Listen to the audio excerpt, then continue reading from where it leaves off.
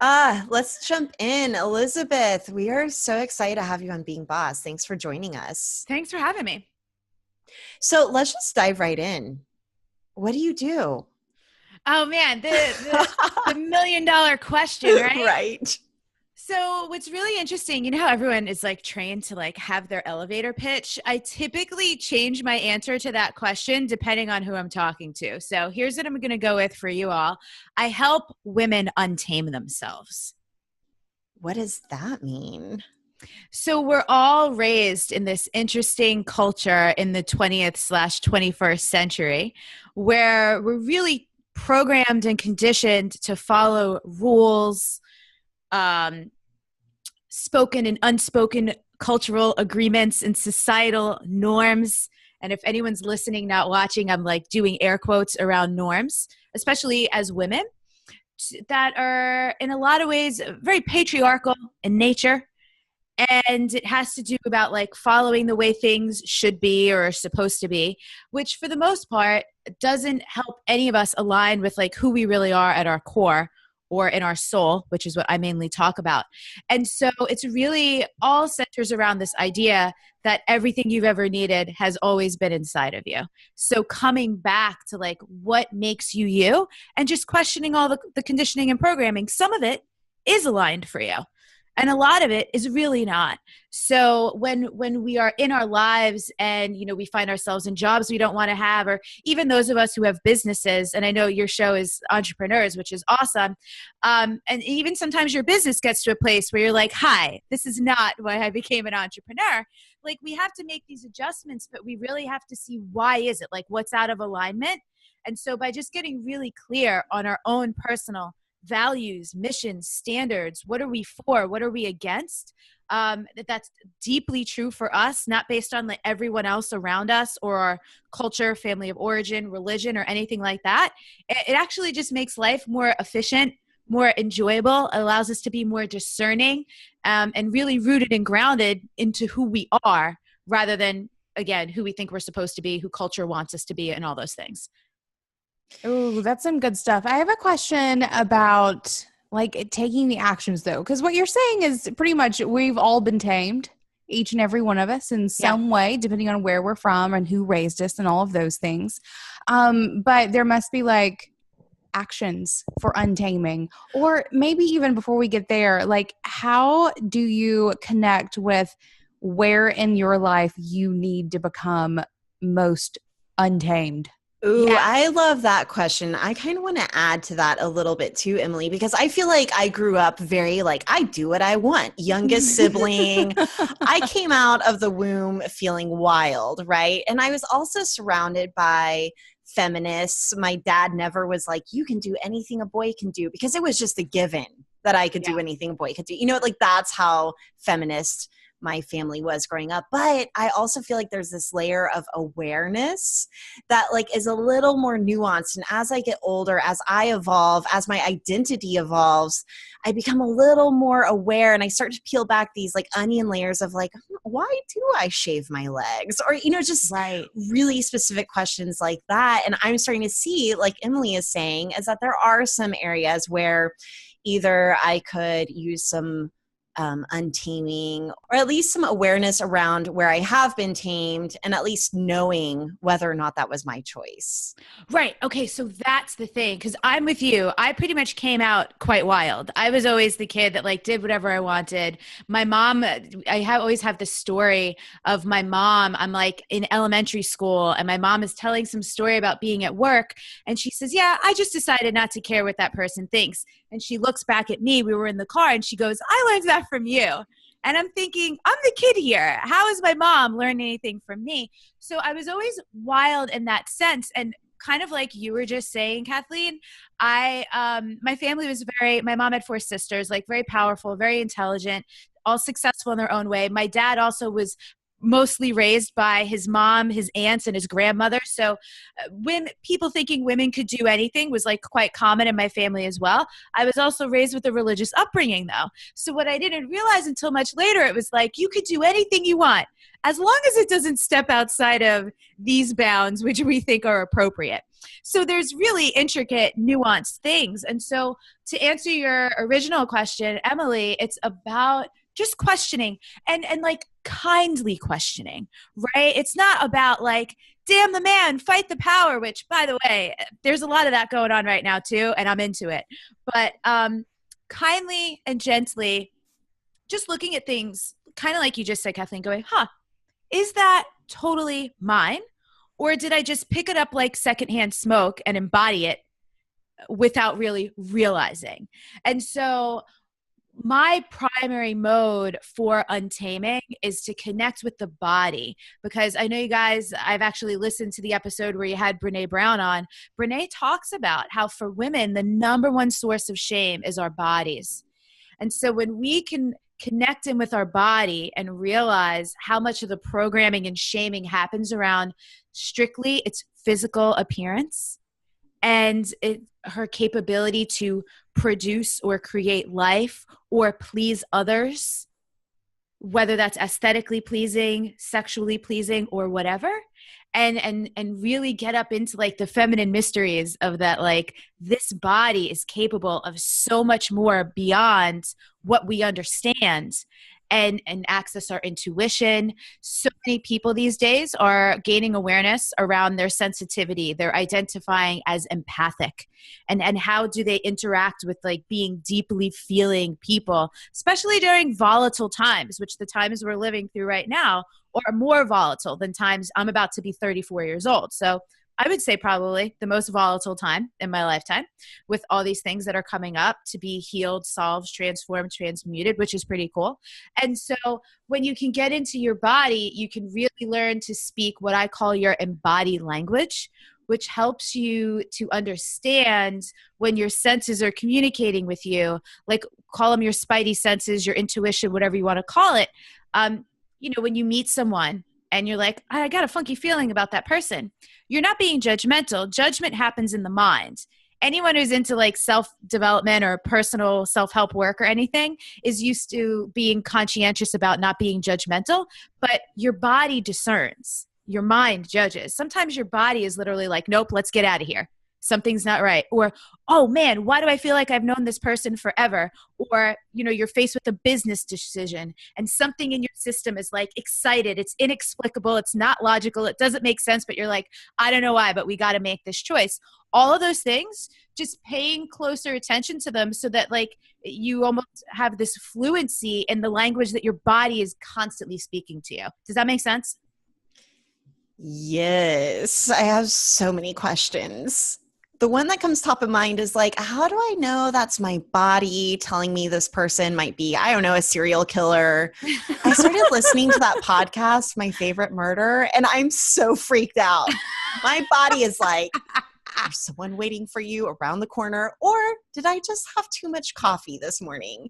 So right. I guess what I'm really trying to say here is that whenever it comes to listening to your body, one, I do think that that's something that we've been conditioned to not listen to as much, like even from a kid, and becoming a parent has made me so much more aware of this. Emily, I don't know if you've experienced this with your kid at all, where they're like, I don't want to do that thing. And you force them to do the thing, whether it's hugging a grandparent or, I think that's the big thing in parenting right now. It's like, don't make your kid hug anyone they don't want to hug, which I think is really cool. And I kind of try to embrace that. But things like, I don't know, like my kid doesn't want to go to dance class. I'm like, I promise it's awesome. Or he doesn't want to go outside and look at the eclipse. And I'm like, I swear this is good for you. It's going to be amazing. So I think that we are conditioned, for better or worse, to kind of listen to other people over us starting at a very young age, like our parents. But also I think that there are other variables involved, like our diet. And I know that for me, whenever I really clean things up and I'm eating really well, I'm able to tap into that wisdom of my body a little bit better. I'm able to tell what is actually intuition and what is that I ate something crappy. And it's just responding negatively in my body. So what do you think about that? So I want to start with like the thing you said. You have been listening to that podcast and now you're saying my body is telling me. That's not your body, that's your mind. And so this is one of the intricate things. Another thing that I say is I help people get out of their head and into their body. And it's really about being able, again, to discern, okay, what is actually coming from my thoughts, whether they're very loud or it's subtle, and what is actually coming from my body. Because if you're feeling nervous, it's often because you thought something that made you feel nervous. Does that make sense? Yes. Versus if you're just walking down a street and you get like a feeling that wasn't preceded by a thought, that is an actual body sensation. Does that make sense? Totally. So what it requires, though, which most people struggle with a little bit and or aren't willing to do, is slowing down enough to pause and take the moment and go, did this start as a thought, or was it an actual instinct or feeling? And in that second, Kathleen's murder comes around the corner. Oh my gosh, you guys, I just looked over and my back door is open. It's like open a crack. I swear to God right now. Oh no. Okay, but back to, sorry to take this off topic. It's amazing. Back to that, I guess that the way that I would really relate to this is chemistry. So even chemistry with places. Emily and I were talking about this recently. We get to travel a lot for work, which is incredible. And we have different chemistry with different places. And we have some mojo with New Orleans. That's why we host our vacations there. We do our photo shoots there. We like hanging out in New Orleans. And we can't really describe what it is. Like, of course, we could talk about the architecture, but it's this feeling that we get. And so along with having chemistry with people, you can have chemistry with places. And so what you're talking about here, it's making me wonder if we could even think about having chemistry with business ideas or projects or collaborations.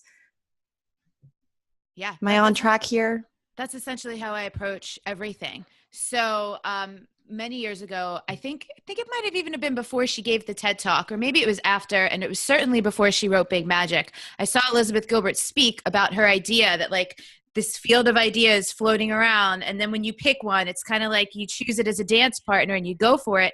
It's that, right? So you're using the word chemistry. We could use the word resonance.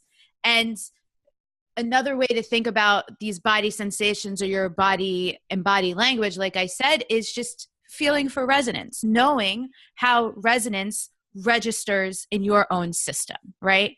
When something is like, you get those like flutters in your body, but it's fear rather than this like nervous anticipatory excitement. That's like a yes, right? Whether something's like a, ooh, no, be careful about that. Or something's like a, I know it makes you uncomfortable, but you should probably check it out, you know? So do you have any like beginner places to start checking in with yourself? So if you're one of those people who is possibly rolling your eyes or very unconcerned in a lot of ways about what we're talking about, like someone who really needs to do this for their first time or really needs to start the practice, where is a good place for someone to begin checking in that way? So yeah, I have this yes, no, truth practice, which people can grab it. We have a resource page because this is exactly what happens. People are like, I want to know more, but I don't know if I believe you.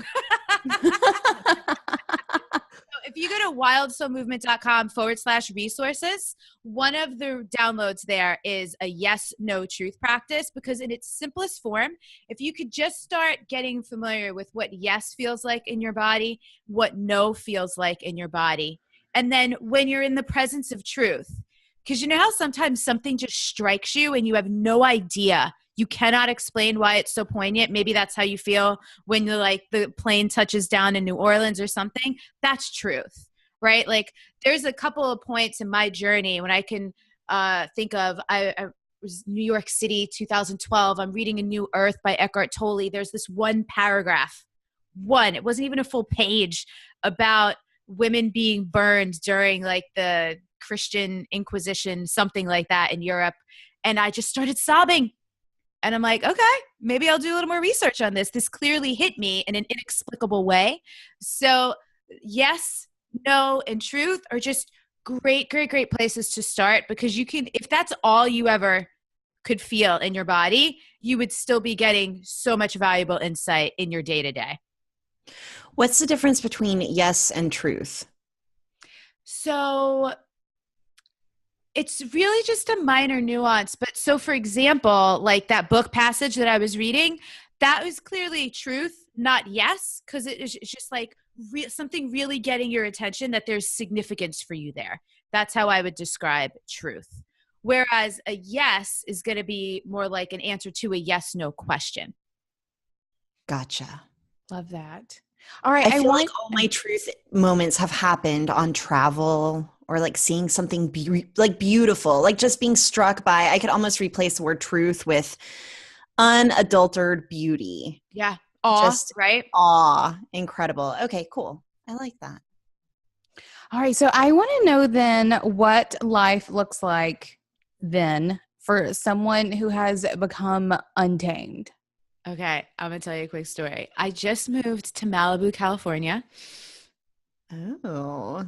8 days Finally, ago. Like that's some amazing art. Do you just have the song, Miley's song on repeat? No, I've never even listened to the whole thing, to be honest with you. Listen to Guilty pleasure. But I tried. I couldn't get through the whole thing. It wasn't my jam. So back in 2006, I visited Malibu for the first time and felt probably similar to how you guys are describing Philly, New Orleans. It was just like my breath. I was just in awe. I could barely breathe the whole time because it was like, what do you like? And it didn't really make sense. It's not like, there's far more like beautiful places in the world, ancient, the architecture is better, but there was something here. And so I hadn't come back until 2013. And I had this really pivotal moment like on El Matador Beach. And so when I did my rebrand for Wild Soul Movement in 2014, we came back, we did part of the photo shoot on that specific beach. So I've had this connection with Malibu. And, I've been living in San Diego since October of 2014. And last September, I got out of a relationship, moved into my own place, signed a lease on September 30th. And I'm like, all right, I'll at least be here for the next year and then I'll see what I want to do.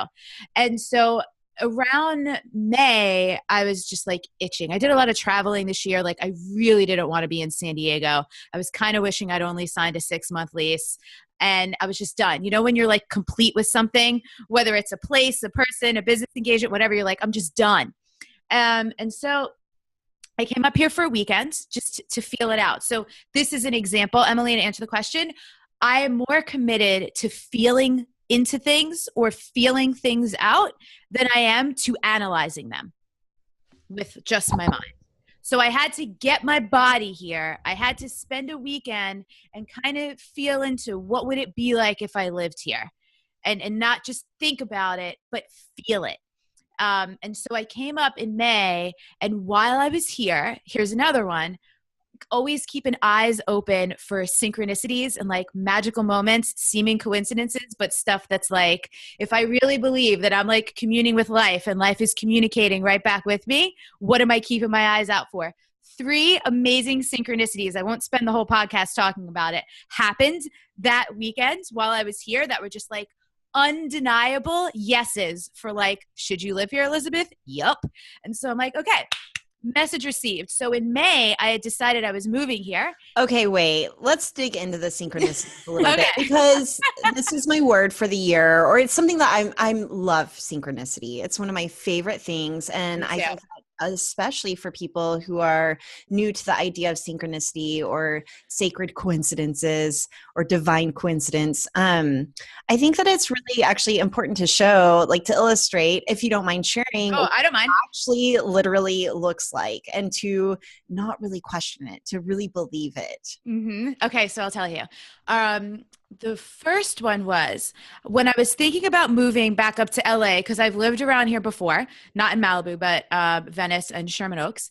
I was looking to see if there was a Soho House in Malibu. If anyone listening doesn't know what Soho House is, it's like a members club primarily for like entrepreneurs and creative type people. Because it's something, one of the reasons I wanted to come back up to the LA area was to be around like a more happening city where people are doing things at like a higher level, creatively, skill wise, bigger thinking. More possibility. And so I was like, cool, let me see if there's a Soho House. And when I looked it up, I didn't see a Soho House in Malibu.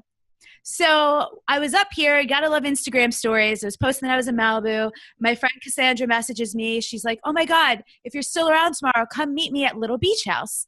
little did I know, Little Beach House is the friggin' Soho House in Malibu. I didn't know there was one. I'm from New York originally. When I moved to California in 2013, I've kind of always had this image in my mind of this like ideal working space. I love, like, I have a home office, but I love to work at like a coffee shop or like a swanky hotel lobby. So I'd always kind of envisioned this like coffee shop meets swanky hotel lobby, but it's right on the ocean, right?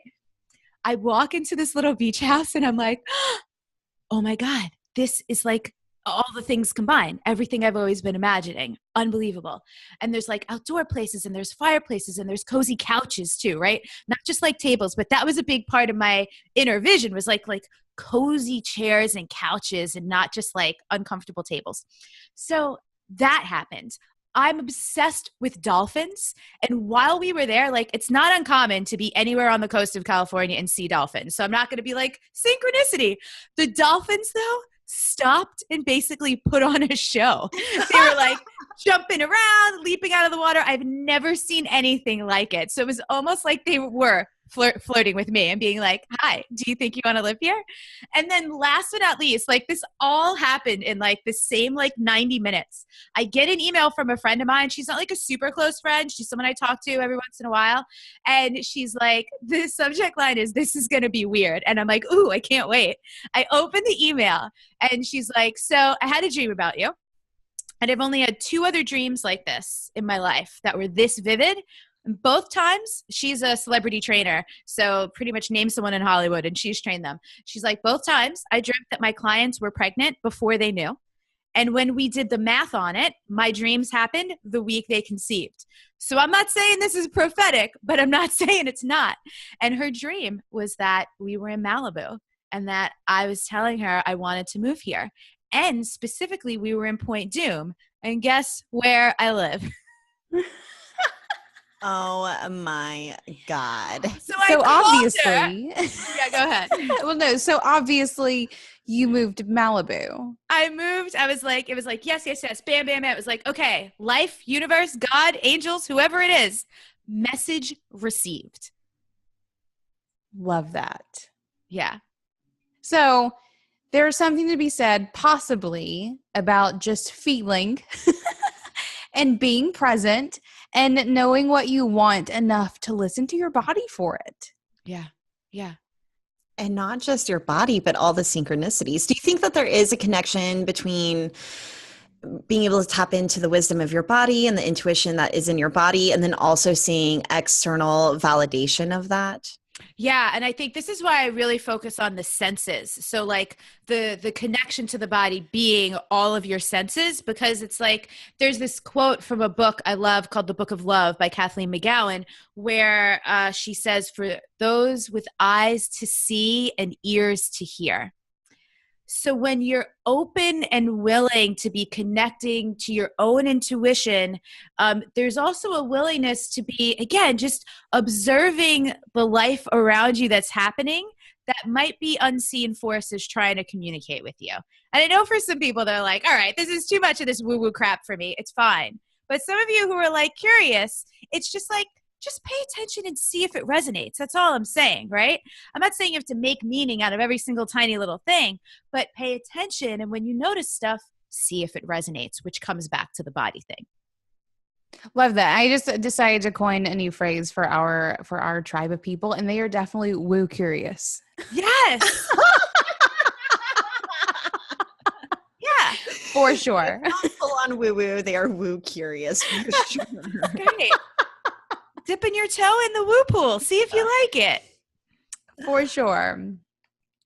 Okay, so I'm curious to hear a little bit about, so you just mentioned that you're 34, and just thinking about how our bodies change and how we experience the world around us through our bodies and what that means for our intuition. Do you have any thoughts on that? Like, as our bodies evolve, obviously we're all still very young, so it's hard to say how we're going to be able to tap into our intuition whenever we're, 90-year-old little ladies.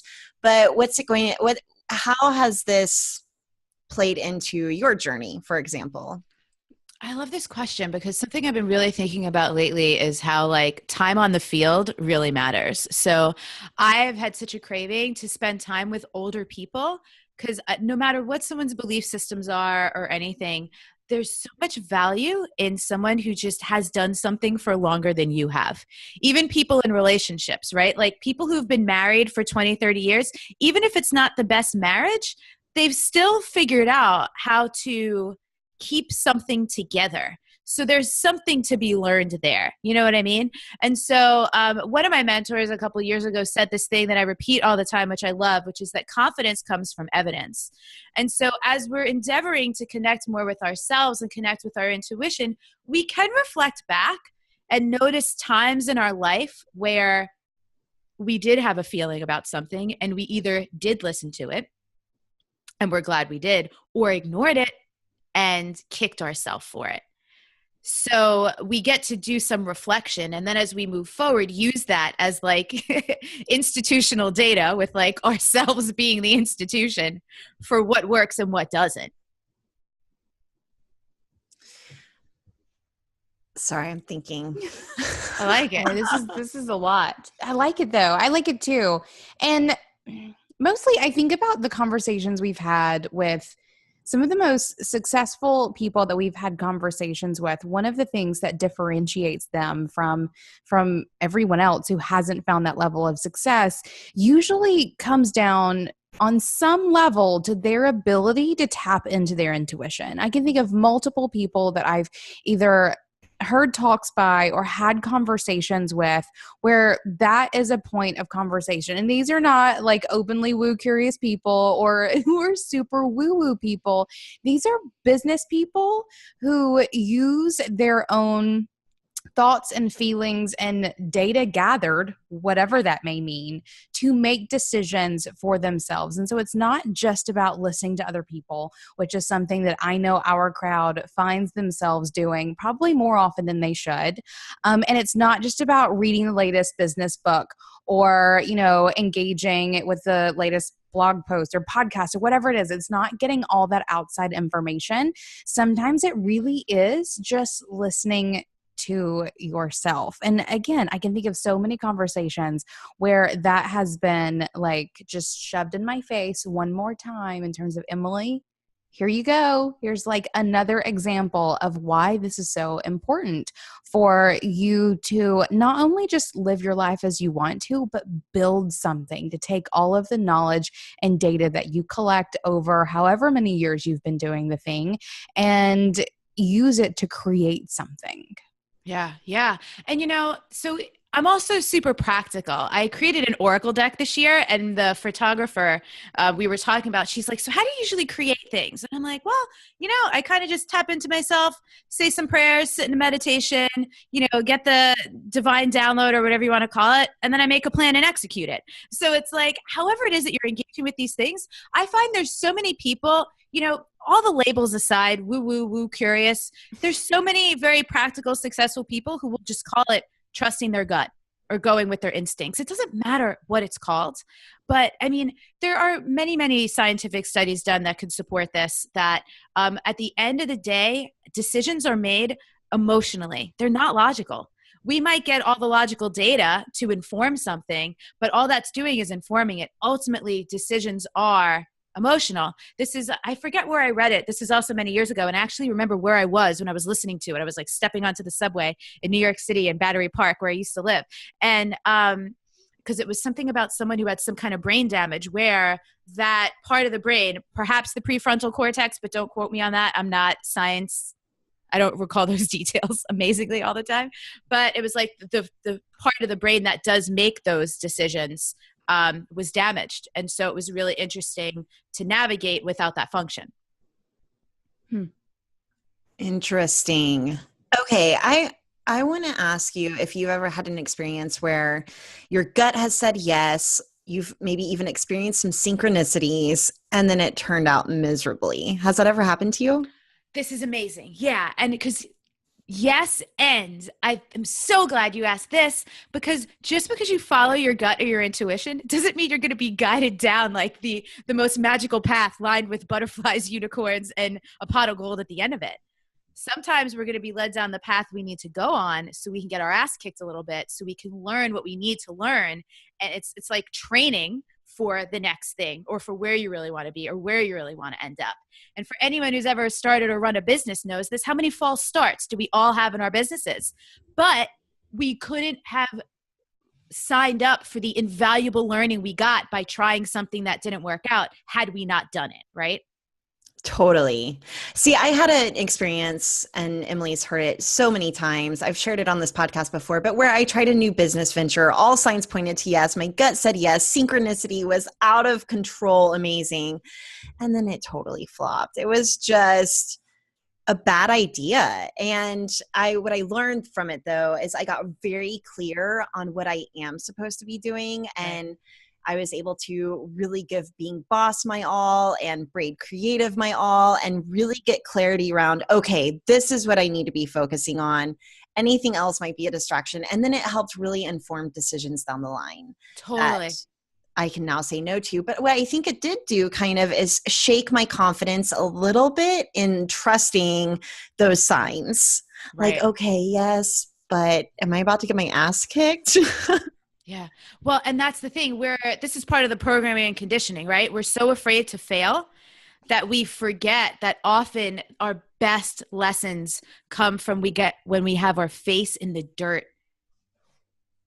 And so, and contrast, right? Contrast is such an incredible teacher. If you hadn't had that contrast, you couldn't have gotten so sharp and so clear on what you do want. Oh, this brings me back to the untaming yourself mindset, and especially around women in business, because that's who does make up the bulk of our listenership, though not all of them. So I would love to hear from you. What are some of those rules that many of us are living by that you find most often and possibly most need to be broken? Oh, because everyone else is doing it.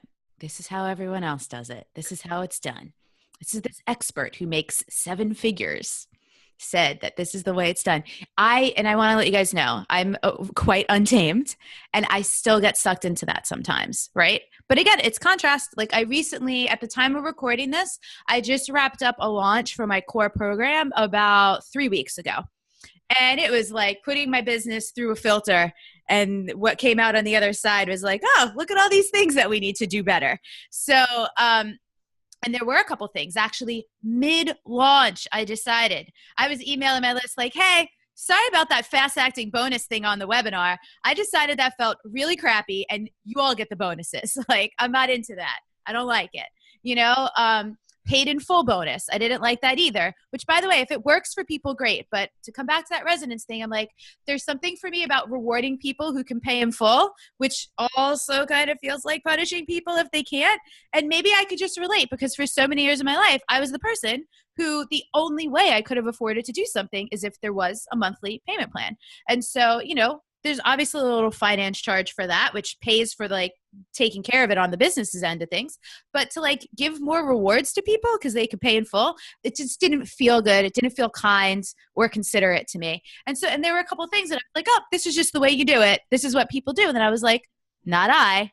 You know, and I'm like emailing my list. There were like 3 things during this launch. And I was like, remember that thing I said the other day? I'm taking it back. We're doing it this way. Because my wild soul is perking up. That's how I refer to like my intuition, higher self as my wild soul. I'm like, she's not into it, so we're not doing it anymore. I closed my Facebook group with 5,000 people in it. Like, all these things happened, and I was like, not going there. Tell us about that, closing your Facebook group.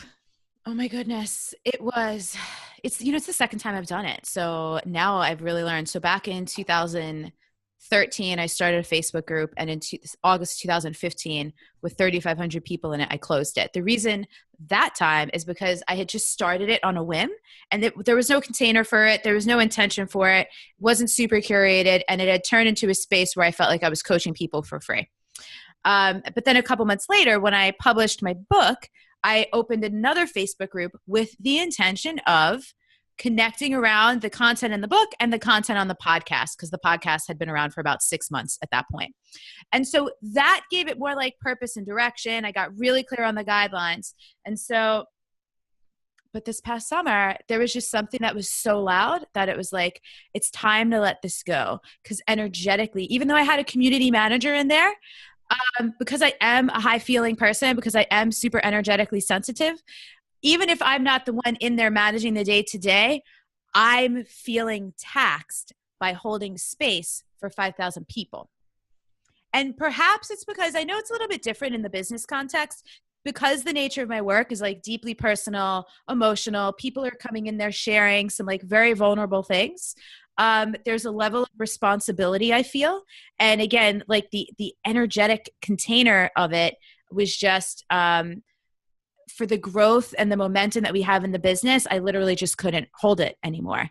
And it was like, it's time. And also because everything I do is about empowerment, and true empowerment to me is about being powered from within.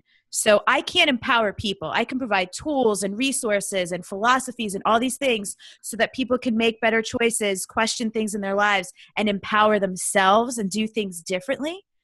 And so I was like, there's something started to feel like I was creating a comfortable space where people could feel like they took an action because they came into a Facebook group, they posted something, they got some feedback, they got some human connection, but are they actually making progress? Or are they just getting that hit that feels like they did something, but they didn't actually move a needle forward or in any kind of helpful or useful direction? And so I was like, I gotta close this thing. What I didn't realize though is that you can archive a Facebook group. So I just archived it. And when I do challenges throughout the year or specific trainings, I can open it back up with like focus and intention on a specific thing. So it doesn't have to just be this ongoing space that sometimes feels nebulous, sometimes doesn't. You just hit on so many things that I've been hearing from some amazing online entrepreneurs, and then things that Kathleen and I have been feeling ourselves with the growth of community online and how everything can look so vibrant but feel so draining. I think those things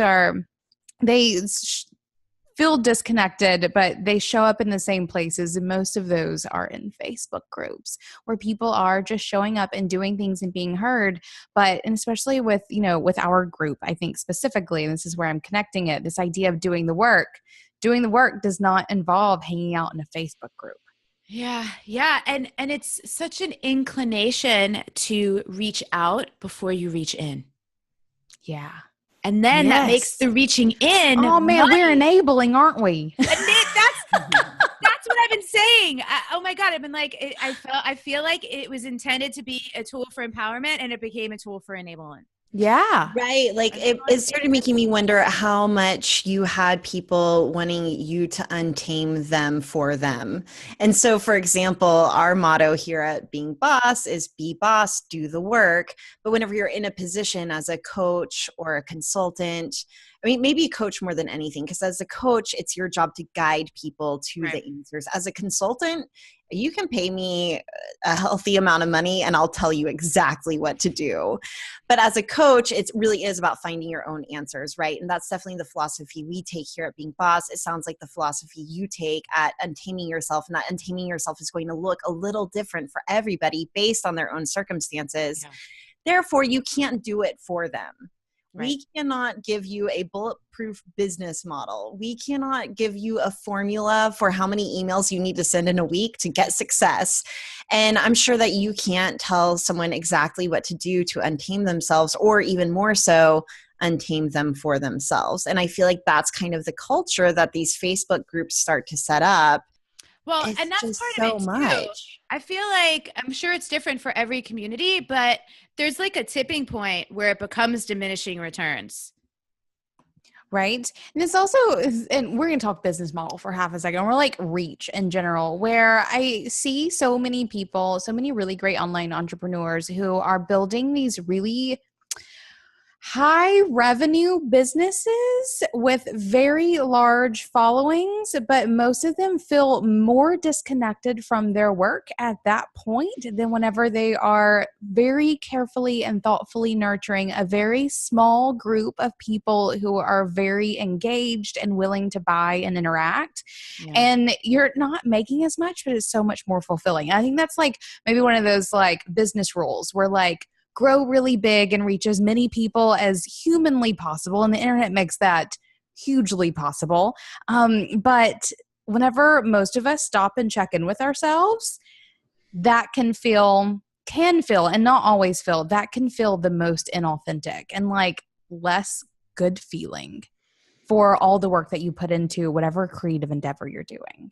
I'm with you. So last year I started running teacher training because I was noticing where all of our community connection is happening online, and I'm only one person. So I can run a couple retreats throughout the course of the year, but that's like how many people can come to a retreat throughout the course of the year, right? So I wanted to be able to create more of a ripple effect that's more engaged and more personal and intimate, like you're describing.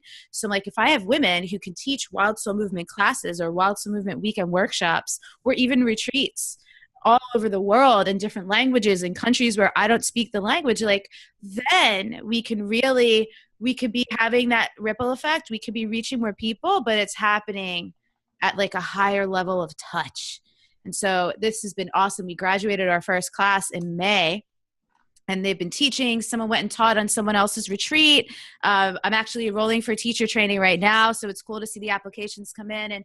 And people do crave, as much as the internet allows us to connect in ways like this right now. We're on freaking Zoom. We live across the country from each other, but we're all able to connect across state lines. Like, that's magnificent. And there's like, how much cooler would it feel if we were all in the room together, you know? Totally. We've dreamed about what that would look and feel like for sure. Right? Netflix, holler at me. I want a TV show. Okay, so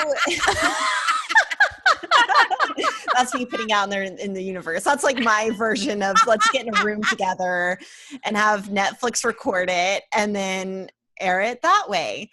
Okay, so then my question about teacher training and business model and, really shifting things based on it feeling right or not. Emily and I have made so many little pivots, even in being boss and how we run it, learning as we go and always checking in with what's working and what's not working and what just feels funny. And it is so validating to me whenever I have a funny feeling and I'm like, there's something about this I don't really like, but I can't articulate it. And then being able to talk that through with Emily, and she's like, oh yeah, me too. Maybe it's this, this, and this. So one, having someone else to really talk to about these feelings that don't quite have words yet is pretty incredible.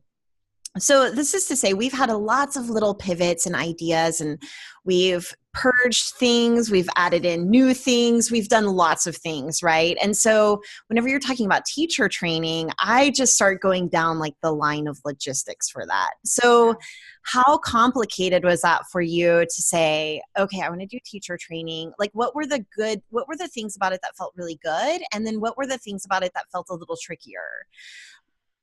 So teacher training was it didn't really feel tricky.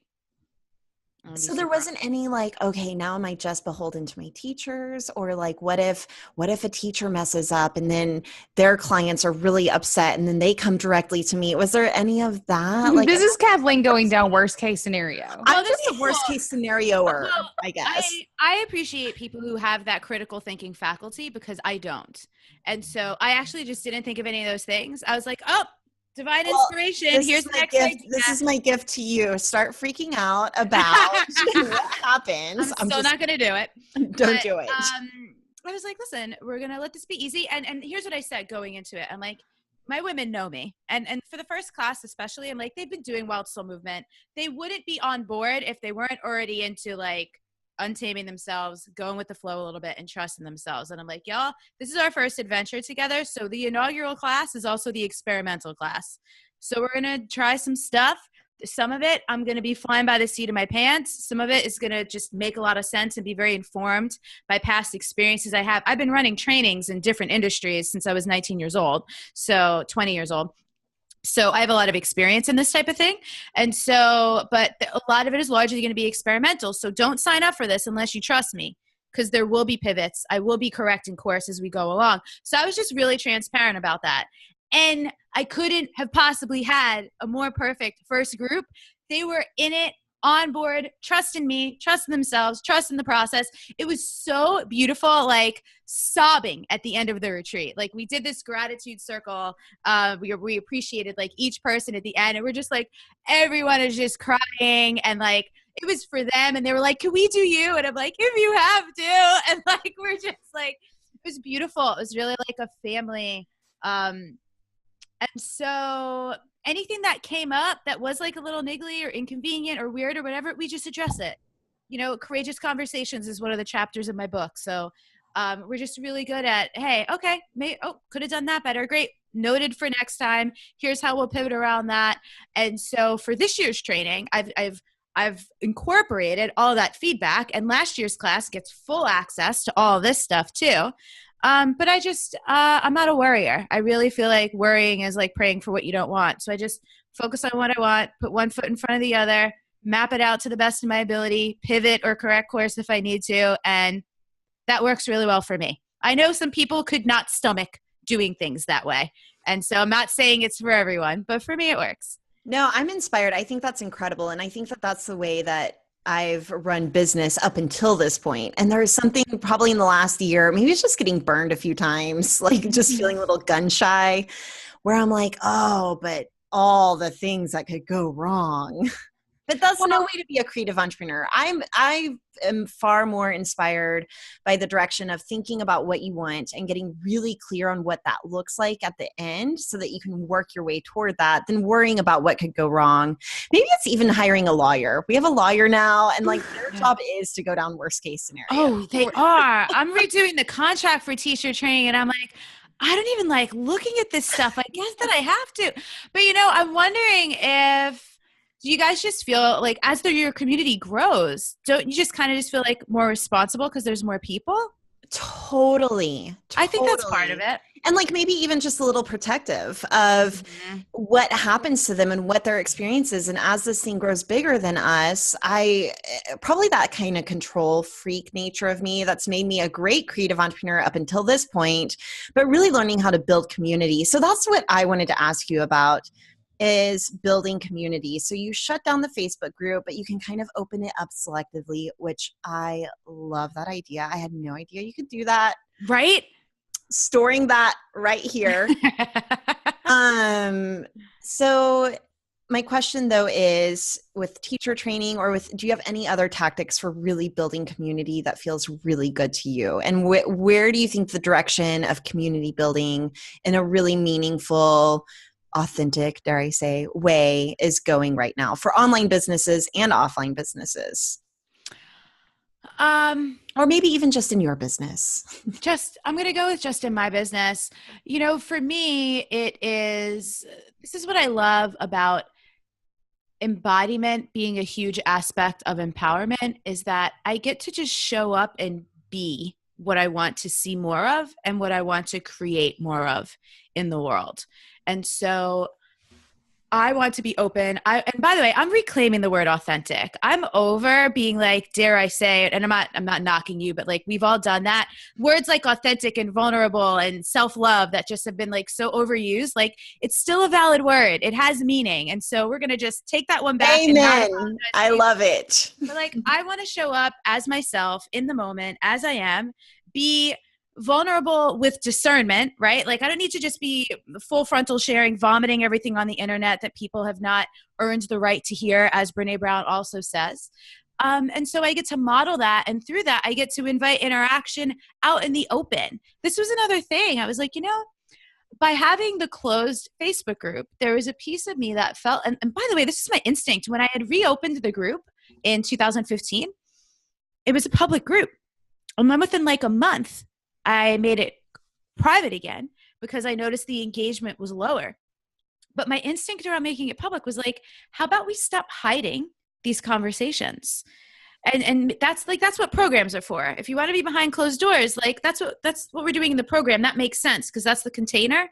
But in like a free space, like let's show up with whatever we feel comfortable showing up with. So just my public social medias. Now on my podcast, I'm inviting people. I'm like, find me on Facebook, find me on Instagram, let me know what you thought, instead of come inside the Facebook group, you know? And I'm okay taking the feedback that way. I like to respond to messages. I read my own comments and messages and stuff. And there's probably going to be a point where I have to kind of delegate that out as well. But we could just keep adjusting as that happens, because I mean, I don't know what else to tell you other than this is another reason why I'm going in the direction of creating more live events, more weekend workshops, more retreats, more live gatherings where people can come together and do that in spaces that are more accessible. Maybe they can't join my $9.97 program, but they could pay $25 to go to a local Wild Soul Movement class. Like, so that's when teacher training is putting more people on the ground, like mobilizing an army, so the connection is more available in real life, if you will, rather than just in the online spaces. That feels good to me. This has been so fun getting to chat with you. What makes you feel most boss? Honestly, sitting in front of the ocean.